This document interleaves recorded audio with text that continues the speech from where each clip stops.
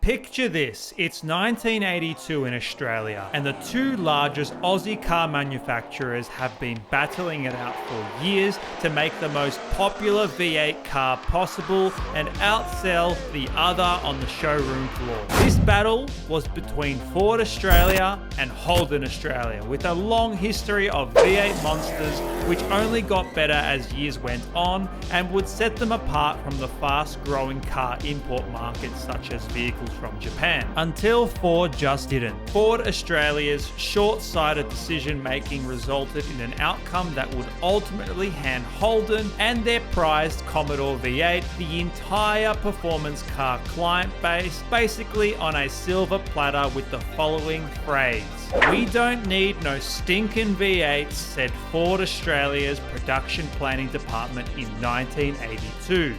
Oof. So immediately in that year, November 1982, Ford Australia would ditch the V8 and announce that the very last V8 car would roll off the assembly line in Australia following the 1979 oil crisis, and focus on six-cylinder cars going forward because they are more efficient. This model happened to be the XE Fairmont Ghia ESP, which included the very popular Aussie 4.9-litre Cleveland V8 engine. Ford Australia would not sell another V8 Falcon or Fairmont for up to a decade later, until 1991 when the EB was launched with the North American built 5-litre Windsor V8 engine. With an extremely limited production run on the XE model V8s, but an abundance of variants which included a 6-cylinder engine, it was commonplace in the 2000s for enthusiasts to swap the boring 6-cylinder for the traditional Cleveland 4.9-litre or 5.8-litre V8 engine.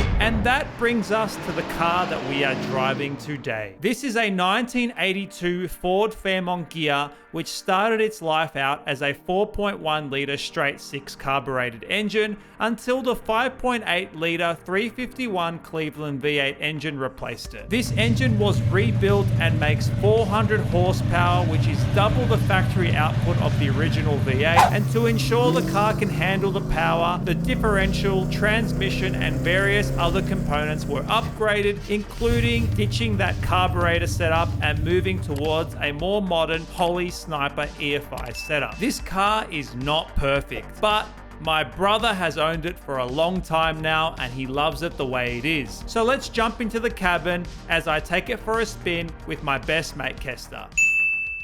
Alright Kester, so we've got my brother's car. I've had this in my garage for a while, and I haven't had a chance to do a video on it. I thought today would be a great opportunity, and we're in the Mount Dandenongs, Melbourne, driving this car. It's been in the shop for at least a year, broken, and that's why I haven't been able to do a video on it. Well, it's a good day for it, man, and look, we are in the old stomping grounds here in Dandy Mountain. It's always good to be back here. Weather's beautiful, so... What's stomping grounds? Hey? What does that mean? Stomping grounds? Let's start again. No, bro, what? This is my brother's car. It's been sitting in my garage for up to a year. Doesn't get driven much because it broke down.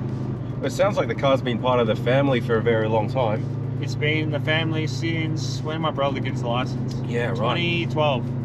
And it's been a project car ever since. Yeah, well, it's still a project now. Yeah. This whole restoration is half-baked, and the issue with it is, although the entire drivetrain is reconditioned, so engine is rebuilt, suspension, but then the interior is falling apart, the exterior is a bit rough around the edges, and a lot of work still needs to be done. I think my brother bought this car for around $8,000. Okay. With the inline six. Yep. Because he wanted to keep it and rebuild it, he had a perfect opportunity to do so back then and buy all these interior parts and fix things. But obviously you've seen there, you can literally like pull the interior off the car and take it for a spin. Yeah, you can almost put it together like Lego. You know, nothing is intact, but that's what gives it character. Yeah, but Lego is a bit stronger, let's be real. Lego is a little bit stronger. It's a bit more airtight. It actually clicks together. Speaking of opportunity, Anthony, if you're watching this, mate, thanks for letting us, giving us the chance to drive your car around. Well, I don't think he has a choice. It's living at my house. Oh, there you go. We got some new tyres on it recently, and my brother's happy for me to drive it around because he lives in the UK now, and he's probably going to be there for another year or so. If you leave a car like this sitting around without being driven for so long, it tends to deteriorate. Leaks start occurring. So it's healthy for it to get driven. 100%. The tyres don't get hard spots from sitting for too long. And all the gunk gets burnt out, I'm sure, as well. Yeah, the exhaust already spits out plenty of black stuff, plenty of carbon. But I think he's addressed the most important issue since starting this project, which is rebuilding the engine. And now, have you had a conversation with him about what's next, how much he wants to put in to restoring this car and how tidy he wants it to be? Yeah, I did actually. I've been pushing him to finish this car because all the parts that are on this car now are very hard to find. These door cards, I think back when, 10 years ago, you used to find them at the records for, you know, a couple $100. Now you're looking at rebuilding them for a couple, there's a lot of potholes, yeah. Okay, oh, Jesus. Bro, this road is, since last time since you remember, it's actually gotten worse. There's potholes for days. Yeah. That felt a bit rough on that one, but have you got aftermarket shocks and springs in this one? Yeah, it's got King springs. Okay. And they do all right. Like they're not too bad. It's a nice cruisy ride. What I was saying, I got sidetracked. Parts on this car are very expensive. If you wanted to find them, it's very hard, and you would have to possibly recondition those parts anyway. So my brother is now at a period of time where if he wanted to finish this car, it would cost a significant amount of money to do so. Less about the paint. Paint's whatever. You just find someone to paint it. You pay your 15 grand to get it done properly, and that's all good. It's the parts that you have to restore. They don't come up very often, and this is obviously a problem with most old cars, right? Old cars that don't really have their place because not many people own them. They've been trashed. They've been wrecked. And yeah, he's going to have a hard time finding all the parts. These seats are probably going to have to be reupholstered properly by someone. Automotive upholstery is very, very expensive because that trade doesn't really exist anymore. Which, in saying that, given the car and the name that it has for itself, being an old classic as well, what a project to undertake, and well worth the investment, I'm sure, given he's held this for about a decade as well, or over a decade now. Over a decade, yeah. So, you know, there's been sentimental value there, time and effort and money invested already. So it's just seeing it through the end, which I think will be well worth it. Well, look, this car is definitely sentimental. Like, ever since he's owned it, I've helped him do stuff on it. He's done a lot of work on this himself. He's taken a lot of parts off. He's been part of the engine restoration. He's been part of the putting in the engine. There's been a lot of things that have been done by ourselves over a long period of time. It is definitely a car that would hold sentimental value to him. When you ask me the question of what the next steps are, honestly, I think he's in between, you know, do I keep it? Do I sell it? Do I drive it as it is? Obviously, he's in the UK, so he doesn't really have much of a thought about it now. My dad, being a car lover, he loves his Fords. He wants my brother to keep it forever, and he would possibly even buy it off my brother if my brother tried to sell it. You know, I love the car. It's nice. It's an Australian icon, but it's automatic. If I was to own this, the first thing I'd be doing is manual swapping it, just to get the fun aspect back. And then this car has extreme amounts of body roll, and even now in the corners you can probably feel it. You need to stiffen up the suspension a little bit more. You need to get some anti-roll bars and all that kind of stuff so that you can actually take corners and whatnot. Right now, this is great in a straight line, and that's about it. Right. Yeah. Well, driving experience aside, I think much more than that experience is the history that this has for Anthony, the family, and the sentimental value it holds. So I think that's more so the reason to keep it rather than the driving experience itself, which in both reasons is quite noble and it's good. This car, it actually has a number of different engine options. I'm going to pause here because everything that comes out of my mouth from here forward is absolute garbage and did not add up. I want to give you a little bit of history. Ford Australia's XE Falcon and XE Fairmont, with production between 1982 to 1984, shared a platform but catered for different tastes. The Falcon was the practical base model available as the sedan, wagon, ute, or panel van, while the Fairmont stepped it up with luxurious interiors and premium features limited to the sedan and the wagon. Topping the range, the Fairmont Ghia added unique styling with wider headlamps and upscaled features. Engine options included a 3.3-litre carbureted inline-6, a 4.1-litre carbureted or fuel-injected inline-6, and Cleveland V8s in 4.9 and 5.8-litre configurations, with the 5.8 being the powerhouse out of the bunch. Rarer still was the turbocharged 4.1-litre inline-6 in the Dick Johnson Grand Prix Edition Falcon, a racing homologation limited to 43 units, and a nod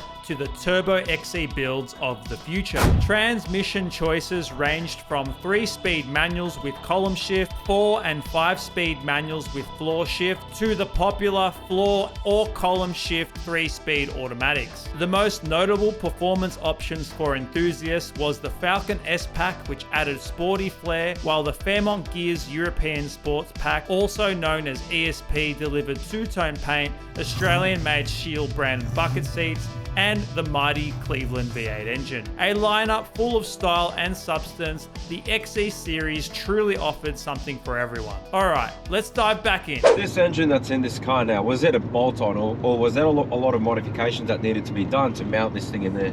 It was originally in a Ford Falcon, so that means it would have been a straight bolt into here.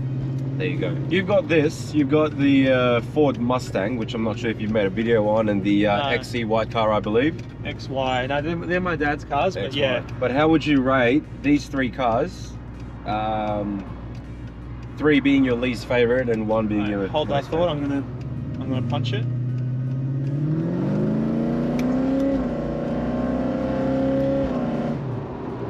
It goes. Let's go pretty good. It definitely goes.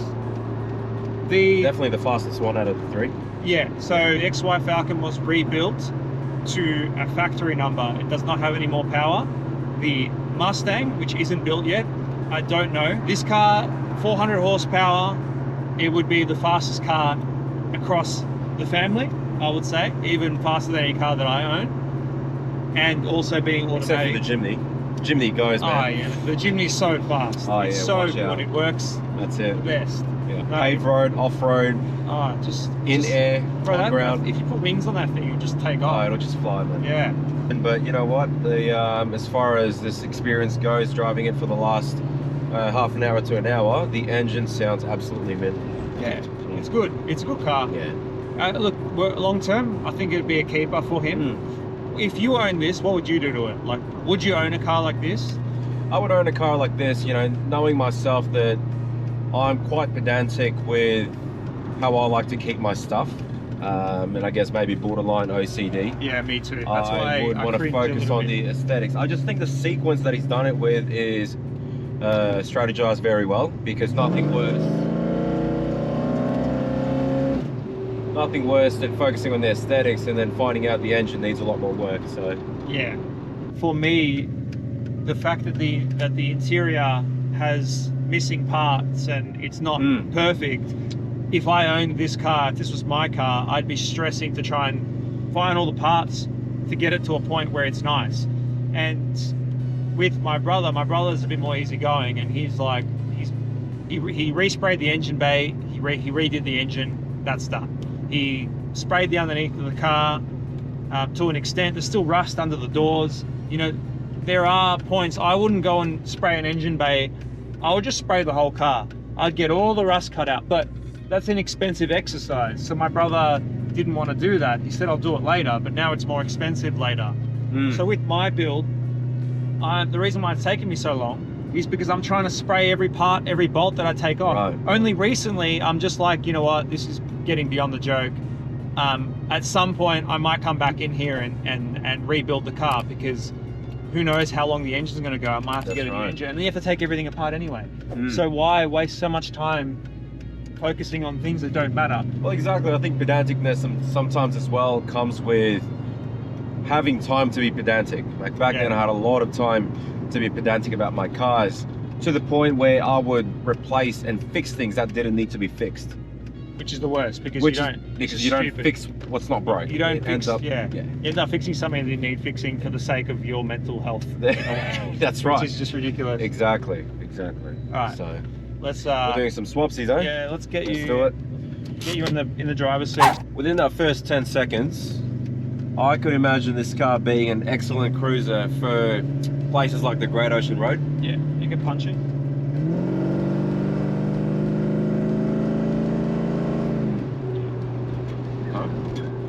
There it goes. Effortless, man. I think Great Ocean Road would be terrible in this car. You think so? Yeah, it doesn't take corners nicely. It has a lot of body roll. This is a good beach road. I think that's what I had in mind. More so beach road style rather than twisties. Because you'll feel it. Take the corner and you feel the roll. Like, yeah. I didn't want to go too close, but I get what you mean. It's like a yacht. It's like a boat. Yeah, it's like a yacht. But a lot of old cars are like this, especially old heavy ones, where a decade later, that's where cars started getting lighter, more plastic was introduced. Take a ride. You know, it's a classic saloon, Phil. Like a Magna or an E-Class. Well, just Magna. A Magna, yeah. A Mitsubishi Magna. I wonder why I compared it to the Magna. Well, yeah, what do you think overall? Smoother than I expected, you know, and overall, as you asked me before, man, you know, what would I do if I owned something like this? Being the pedantic guy that I am, I'd focus a lot on making it mine, which is usually ensuring that everything works, all the bits are intact, things are polished up.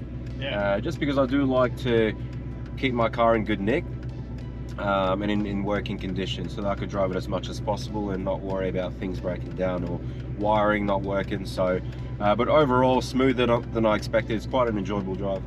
Yeah, I really like it. Me too. I don't go too far with it for obvious reasons, because now I've got breakdown anxiety with this car. Yeah. And I have to be within range of a tow truck.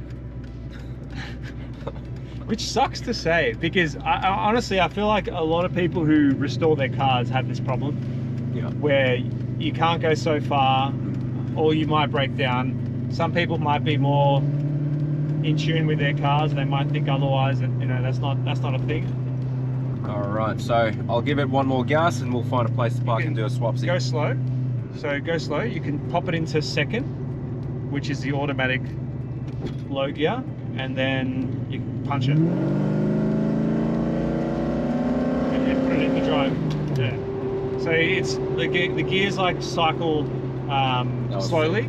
Yep. But yeah, you can put it in from first, but first is probably a bit more tire spin.